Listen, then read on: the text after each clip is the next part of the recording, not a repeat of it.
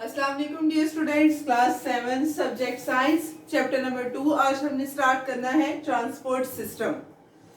आज हम transport system का इंट्रोडक्शन पढ़ेंगे। जस्ट कल इंशाल्लाह हम उसे डिटेल से पढ़ेंगे। इन ह्यूमंस ट्रांसपोर्ट सिस्टम कैसा है, और फिर हम प्लांट्स के बारे में भी पढ़ेंगे। ट्रांसपोर्ट सिस्टम हमारी बॉडी का सिस्टम है।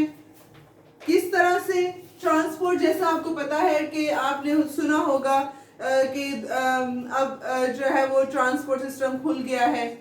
जैसे लॉकडाउन था तो ट्रांसपोर्ट क्या, गाड़ियां यहाँ से एक जगह से पैसेंजर्स को लेके जा रही हैं दूसरी जगह। मूवमेंट, बेसिकली ट्रांसपोर्ट ये है, मूवमेंट। तो ट्रांसपोर्ट सिस्टम हमारी बॉडी में भी पाया जाता है। Movement of materials in and out of the cell.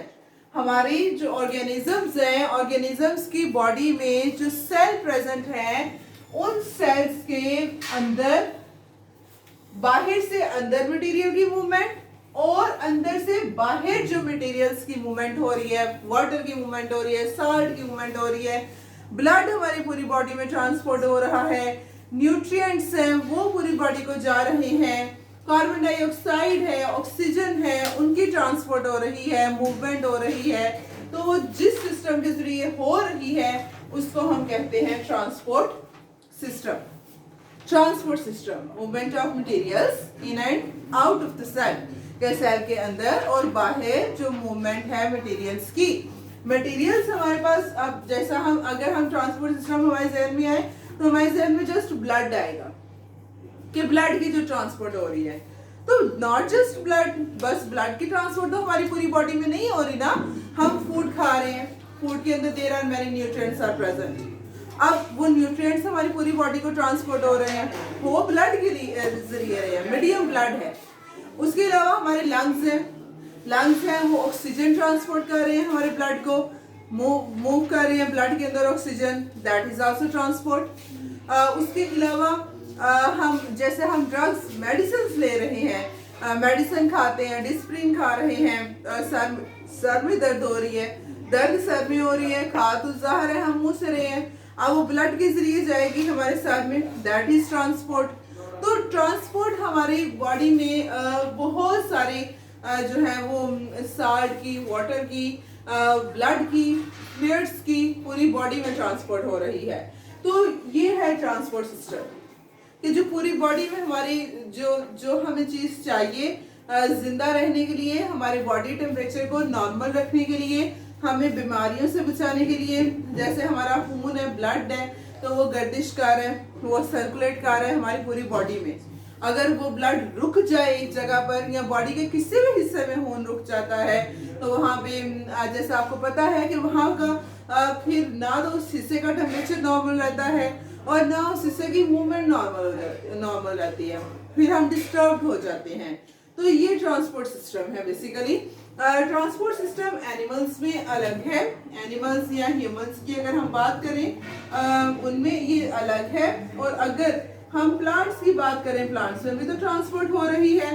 Plants में भी तो रूट से वाटर शूट में जाता है, लीव्स के पास जाता है सॉइल से पानी, या लीव्स में फूड तैयार हो रही है तो वो पूरे प्लांट को ट्रांसपोर्ट होती है, वहां पे भी तो ट्रांसपोर्ट हो रही है। वहां पे भी तो कार्बन डाइऑक्साइड जो है प्लांट्स एब्जॉर्ब करते हैं और वो स्टोमेटा के जरिए एब्जॉर्ब हो गए, बाकी प्लांट्स के हिस्सों को ट्रांसपोर्ट हो रही है।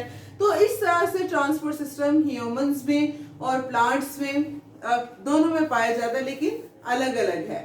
ह्यूमन में अगर हम ट्रांसपोर्ट सिस्टम की बात करें तो उसको हम दूसरा नाम सर्कुलेटरी सिस्टम भी दे सकते हैं।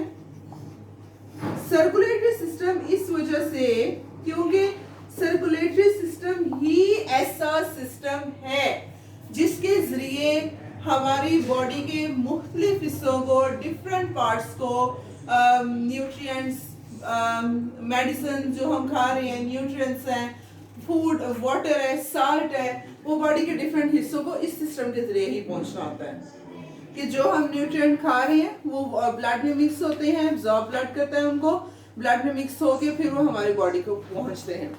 जो हम मेडिसिन ले रहे हैं वो ब्लड में मिक्स होती है, फिर वो सर्कुलेट होके हमारी पूरी बॉडी को जाती है। तो ये पानी पी रहे हैं वो ब्लड को पतला कर रहा है, उसमें ट्रांसपोर्ट हो रहा है। ऑक्सीजन है वो ब्लड में ट्रांसपोर्ट हो रही है। तो इस वजह से हम उसको सर्कुलेटरी सिस्टम का नाम देते हैं, या दूसरा नाम हम उसको कार्डियोवैस्कुलर सिस्टम का नाम भी दे सकते हैं। Cardio mean heart, vascular mean vessels, blood vessels.